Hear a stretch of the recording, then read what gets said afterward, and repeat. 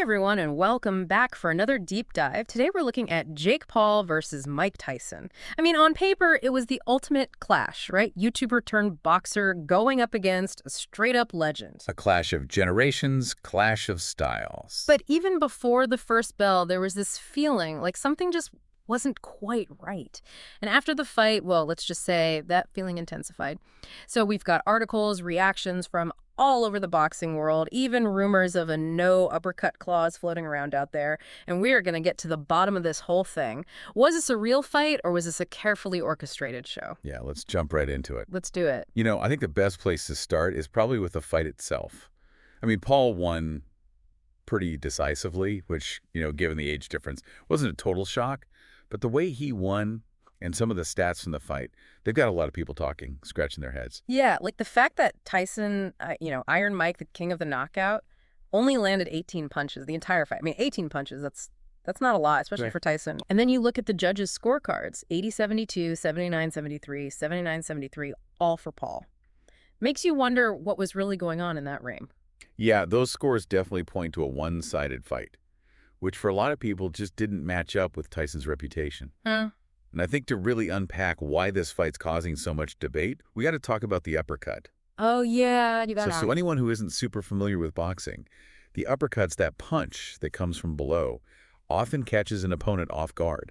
Mm-hmm. And it was one of Tyson's signature moves, especially back in his prime. It was brutal, and it won him a lot of fights. Wouldn't have a lot of knockouts. Yeah, exactly. But in this fight, we just didn't see it. And that's where things get interesting. Yeah, this is where things get really interesting. So Michael Irvin, NFL Hall of Famer, was on Colin Cowherd's show, The Herd, and he basically just came right out and said maybe there was something in the contract, some clause that prevented Tyson from using the uppercut. He even said, if that's in the contract, then come on, guys. Why wouldn't Mike Tyson throw an uppercut? He didn't hold back. Yeah, Irvin's comment really cuts to the heart of this whole controversy. If one of the fighters can't use a key part of their arsenal, Yeah. can you really call it a fair fight? It makes you question the whole integrity of the match. But, got to say it here, we don't actually know if such a clause existed. Right. It's all speculation right now, but it's definitely fueled a lot of the post-fight talk. Oh, yeah, for sure. All speculation, but it definitely gets you thinking. And then you've got Jake Paul. Right after the fight, he comes out and says, I don't want to hurt someone that didn't need to be hurt.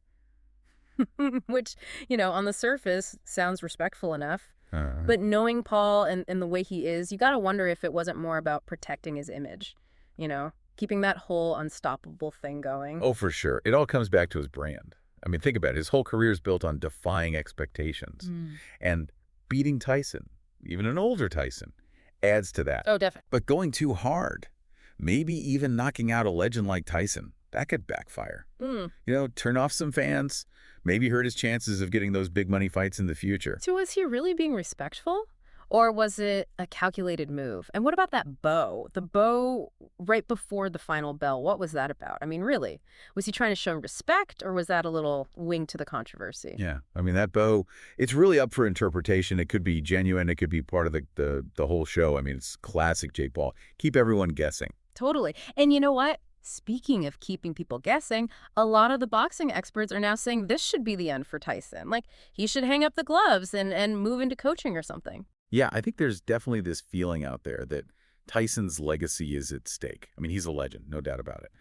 But these fights, especially against opponents like Jake Paul, they risk tarnishing that legacy. Every fight just brings up the same question. Is he doing this for the love of the sport, or is it something else?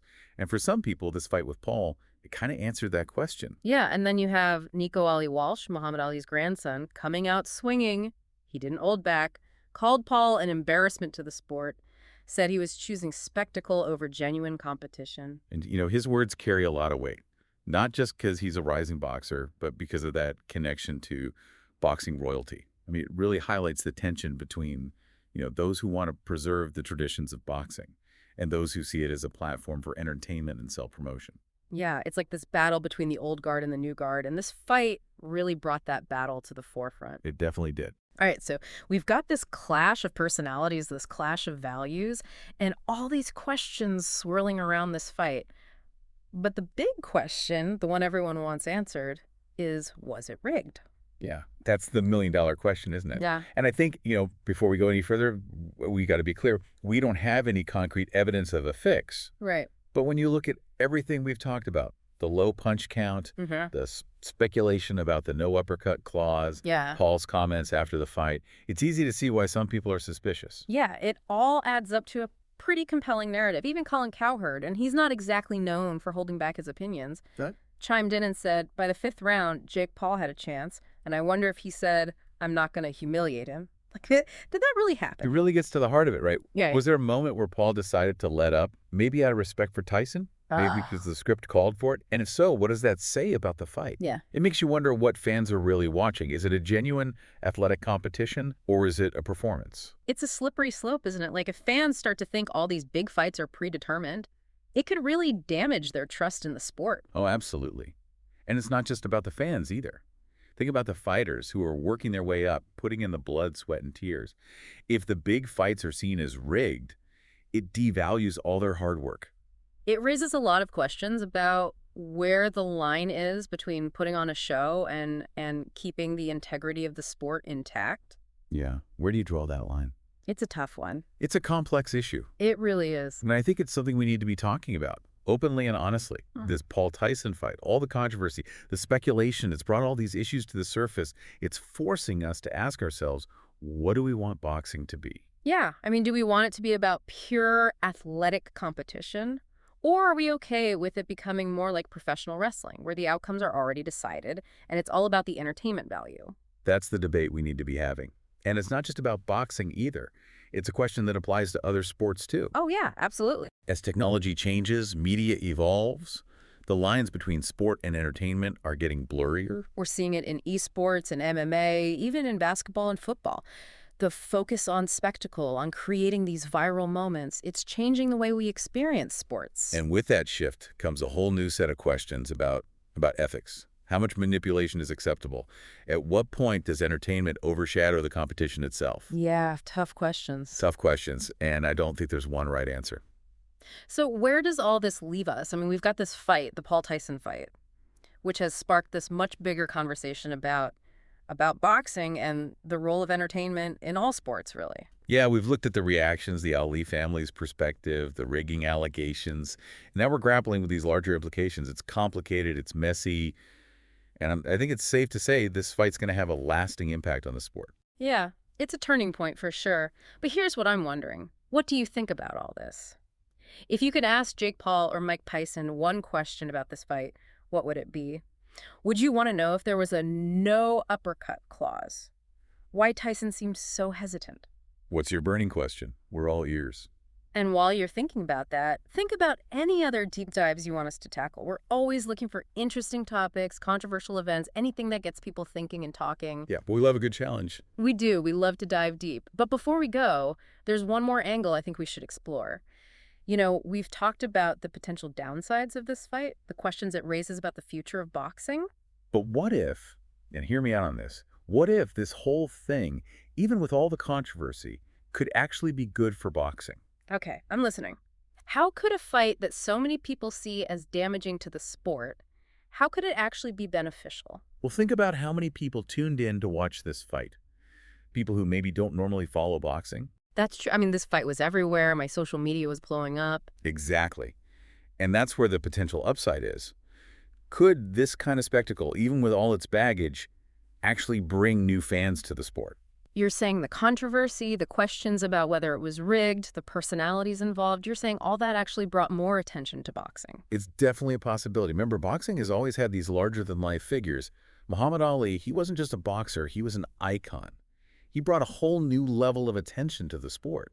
And a lot of that came from his personality, the controversies he stirred up. So you're comparing Jake Paul to Muhammad Ali.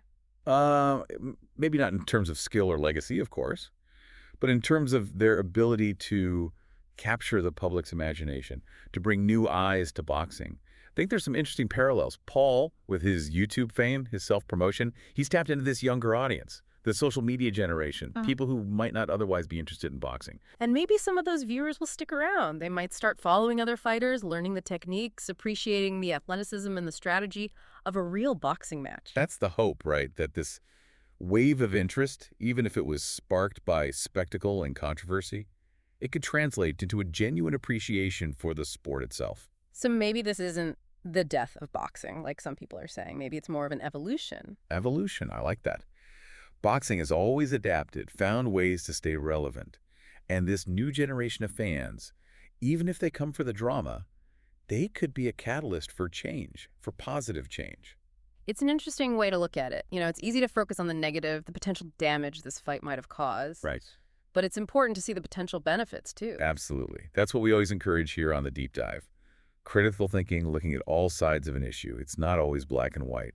There's nuance, there's complexity, and sometimes, even in the most controversial events, there's a silver lining. Well, you've given us a lot to think about today. This Jake Paul versus Mike Tyson fight, it's more than just a boxing match. It's a reflection of where boxing is right now. And maybe a glimpse into where it's headed. Exactly. And ultimately, the future of boxing, it's in the hands of the fans. What kind of sport do they want? What do they value? Athleticism, competition above all else? Or are they open to something more entertainment-driven? Some great questions. And speaking of questions, we want to hear from you, our listeners. What are your thoughts on the Paul Tyson fight? Do you think it was good for boxing, bad for boxing, somewhere in between? Head over to our social media pages and let us know. We're always eager to hear your perspectives and, get a good debate going. And who knows, maybe your comment will spark our next deep dive. But for now, that's it for this episode. Until next time, keep exploring, keep questioning, and keep those intellectual punches coming. And he didn't just talk the talk. Ali Walsh, he actually backed it up. He said he turned down a $3 million offer to fight Paul. Said, "How much does your pride cost?" Hey, that's a statement right there. Yeah, it really makes you think about what matters more. You got Ali Walsh, so connected to the history of boxing, taking a stand like that, even if it means walking away from millions. And then you got Paul, who's all about shaking things up, challenging the status quo. It's a fascinating dynamic for sure. And it all circles back to that question, was this fight rigged? Yeah, was it? And again, full transparency, we don't have any hard proof of a fix. Right. But when you factor in everything, the punch count, the no uppercut rumors, what Paul said afterwards. It's hard not to be at least a little suspicious. It really is. Even Colin Cowherd, and he's not exactly known for being shy with his opinions. He said, and I quote, "By the 5th round, Jake Paul had a chance, and I wonder if he said, 'I'm not going to humiliate him.'"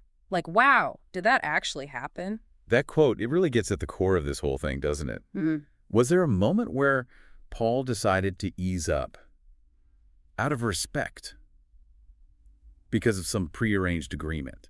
And if so, what does that mean for the sport? Yeah, if fans start believing that these big fights are basically predetermined, it could really undermine the whole sport. Absolutely. And it's not fair to the fighters who are grinding, working their way up, to think that the outcomes at the top level are maybe already decided. It makes you wonder about where the entertainment aspect ends and where the integrity of the sport begins. Right. Where's that line? Yeah. And how do we make sure it's not crossed? Yeah. How do we do that? I think the first step is talking about it openly and honestly. This Paul Tyson fight, with all the controversy, the speculation, it's brought these issues to the forefront. It's forcing us to confront these questions. What do we want boxing to be? Yeah, do we want a sport where it's all about athleticism, skill, competition, or are we okay with it becoming more like pro wrestling, where it's more about the show, the entertainment value? That's the debate we need to have. And it's bigger than just boxing. It's a question that applies to all sports in this day and age. Oh, totally. Look at esports, MMA, even traditional sports like basketball, football. Everything's changing. The focus on spectacle, on creating these viral moments, it's changing how we consume and experience sports. And with that shift, we have to consider the ethical implications. How much manipulation is too much? When does entertainment start to overshadow the integrity of the competition? Those are some big questions. Big questions with no easy answers. So where do we go from here? This fight, it's more than just a boxing match. It's a reflection of where boxing is at this moment in time. Yeah, and maybe a glimpse into where it's headed. A lot to unpack. A lot to unpack. But before we get too far ahead of ourselves, what do you think about all this? If you could ask Jake Paul or Mike Tyson one question about this fight, what would it be? What are you most curious about? Yeah, we want to hear from you. What's your burning question? Let us know in the comments. Hit us up on social media. We love hearing your thoughts. Always up for a good discussion. And who knows, maybe your question will inspire our next deep dive. We're always looking for interesting topics. But before we sign off, I want to shift gears a bit. We've talked about the downsides of this fight, the questions it raises about the future of boxing. But what if, and I know this might sound crazy, what if this whole spectacle, even with all the controversy, what if it could actually be good for boxing? Okay, I'm intrigued. How could that be? How could a fight that many see as so damaging actually be beneficial? Well, consider the audience, the sheer number of people who tuned in for this fight. People who might not normally watch boxing. That's true. It was a huge event. Everyone was talking about it. Exactly. And that's where the potential benefit lies. Could this kind of spectacle, even with all the baggage, could it bring new fans to the sport? You're saying the controversy itself, the personalities, the questions about whether it was rigged, that all actually drew more attention to boxing. It's possible. Boxing has always been about personalities, about creating buzz. Think about Muhammad Ali. He wasn't just a boxer, he was a global icon. He Yeah, transcended the sport. he really did. And a lot of that came from his personality, his willingness to speak his mind, the controversies he was involved in. So you're comparing Jake Paul to Muhammad Ali. Well, maybe not in terms of skill or accomplishment, obviously, but in their ability to capture the public's attention, to bring new eyes to boxing. I think there are some I similarities. think what you're saying. Paul, with his YouTube fame, his self-promotion, he's tapped into this whole new audience. Younger fans, people who are all about social media, people who might never have given boxing a second thought. And maybe some of those people will become genuine fans. That's the hope, right? That this initial interest, even if it was sparked by controversy, it could turn into a real appreciation for the sport. So maybe it's not the end of boxing. Maybe it's more of a transformation, an evolution. I like that, evolution. Yeah. Boxing has always been about adapting, finding ways to stay relevant. And these new fans, even if they come for the drama, they could be the driving force behind some positive changes. It's definitely a different way to look at it. It's easy to get caught up in the negative, but there might be a silver lining here. There might be. That's what we're all about here on The Deep Dive. Thinking critically, looking at things from multiple angles. It's not always black and white. No, it's not. There's nuance, there's complexity. And sometimes, even in the most controversial situations, there's something positive to be found. Yeah, it's a lot to think about. I mean, this Jake Paul versus Mike Tyson fight, it's way more than just a boxing match at this point. It's a statement about the sport itself. Yeah, where it is, where it's going. Exactly. And at the end of the day, the fans, they hold the power. What kind of boxing do they want to see? Yeah, what do they value more? The pure athleticism or the entertainment side of it? Big questions. Big questions. And speaking of questions, we want to hear from you, our listeners. What are your thoughts on all this? This Paul Tyson fight, was it good for boxing, bad for boxing, somewhere in between? Hit us up on social media. Let us know. We love hearing from you. We do. Always up for a good debate. Always. And hey, maybe your comment will inspire our next deep dive. But for now, we're going to wrap things up. This has been another deep dive. Thanks for listening, everyone. Keep those brains working. And we catch you next time.